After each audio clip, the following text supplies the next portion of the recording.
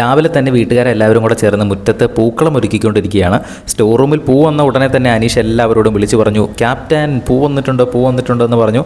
അങ്ങനെ അനീഷ് അനുവിനെയും അതുപോലെ തന്നെ ശരത്തിനെയും വിളിച്ചുകൊണ്ട് വന്ന് പൂവെല്ലാം എടുത്തുകൊണ്ട് വന്ന് അവർ ഗാർഡൻ ഏരിയയിലേക്ക് പോകുന്നു.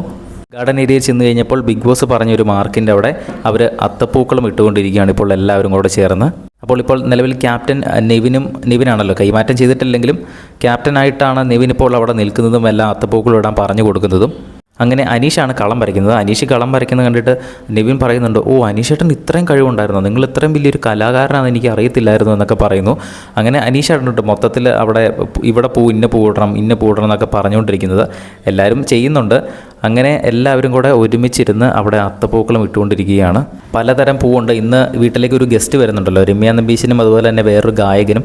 കഴിഞ്ഞ ദിവസം ലാലേട്ടൻ വന്ന എപ്പിസോഡിൽ ഒരു പാട്ട് കാണിച്ചു കൊടുത്തിരുന്നതല്ലോ, അത്തപ്പൂക്കളത്തിന് എന്തൊക്കെ പൂവാണ് ഇടുന്നത് എന്നുള്ളത്. അപ്പോൾ അവർ ആ പാട്ടിൻ്റെ അകത്തുള്ള പൂവായിരിക്കാം ഇവർക്ക് ഈ കൊടുത്തിരിക്കുന്നത്. എന്തായാലും ഗസ്റ്റായിട്ടുള്ളവർ ഉടൻ തന്നെ കയറി വരുന്നതായിരിക്കും. കയറി വരുമ്പോൾ തന്നെ നമ്മൾ അപ്ഡേറ്റ് ചെയ്യുന്നതായിരിക്കും. എല്ലാ അപ്ഡേറ്റുകളും കാണുന്നതിനായിട്ട് ചാനൽ ഒന്ന് സബ്സ്ക്രൈബ് ചെയ്യുക.